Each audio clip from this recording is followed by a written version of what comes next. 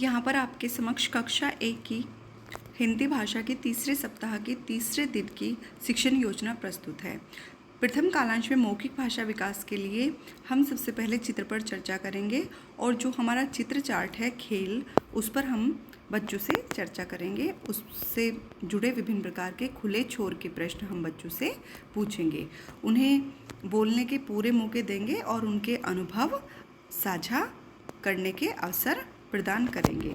कोशिश करें कि सभी बच्चे उस पर खुलकर अपनी प्रतिक्रिया दें और अन्य चार्ट का भी आप उपयोग कर सकते हैं।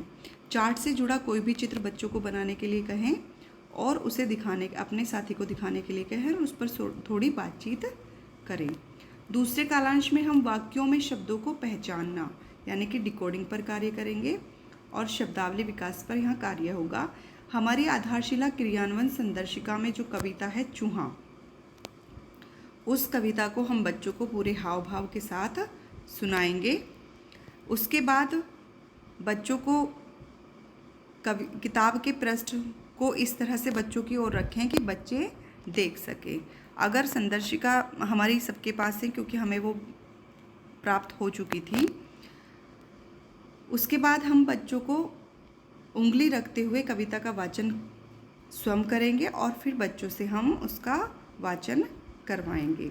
कविता की पहली लाइन में कितने शब्द हैं, उसका पहला शब्द कौन सा है, अंतिम शब्द कौन सा है, चूहा शब्द कहाँ कहाँ आया, इस तरह के शब्दों को बच्चों को स्वयं ढूंढने के मौके देंगे। इसी प्रकार की आप 3-4 और छोटी छोटी कविताएं आधारशिला क्रियान्वयन संदर्शिका से ले सकते हैं और उनमें से कुछ शब्द बोले बच्चे एक एक करके उन कविताओं के कुछ लाइनों को खोजकर पढ़ने के लिए कहें। कविता के 2-3 चयनित शब्दों को चार्ट पेपर पर लिखकर कक्षा कक्ष में उचित स्थान पर चिपकाएं ताकि बच्चे रोजाना उन्हें देखें और पता रहे कि इसको क्या बोलते हैं, यह कौन सा शब्द है। लेखन कार्य में सभी बच्चों से कार्यपुस्तिका के पाठ 15 पर कार्य करने को कहें और आवश्यकता अनुसार उनकी सहायता करें। यह हमारा पाठ 15 का कार्यपत्रक होगा। इसमें अभी हमारा विद्या प्रवेश चलेगा 4 सप्ताह तक, तो ये विद्या प्रवेश से संबंधित हमारा कार्य होगा। इस तरह से हम इस कार्यपत्रक को भरवाएंगे और कार्यपत्रक के लिए हम डिस्क्रिप्शन में जाके इसे डाउनलोड कर सकते हैं। तीसरे कालांश में हम साझा और लोगोग्राफिक पठन पर कार्य करेंगे। यहाँ पर हमारी बिग बुक में जो हमारी कहानी है चिड़िया, उसका हम सबसे पहले आदर्श रूप से वाचन करेंगे और फिर हम बच्चों के साथ उसका साझा पठन करेंगे। इस कहानी में आए चित्रों के आधार पर बच्चों को बोलेंगे कि वो इसे कहानी को आगे बढ़ाएं या इसमें कुछ नए शब्द जोड़ें।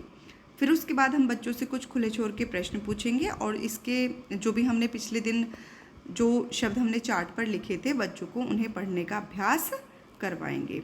इसमें हम सभी बच्चों को प्रतिभाग करने का मौका देंगे।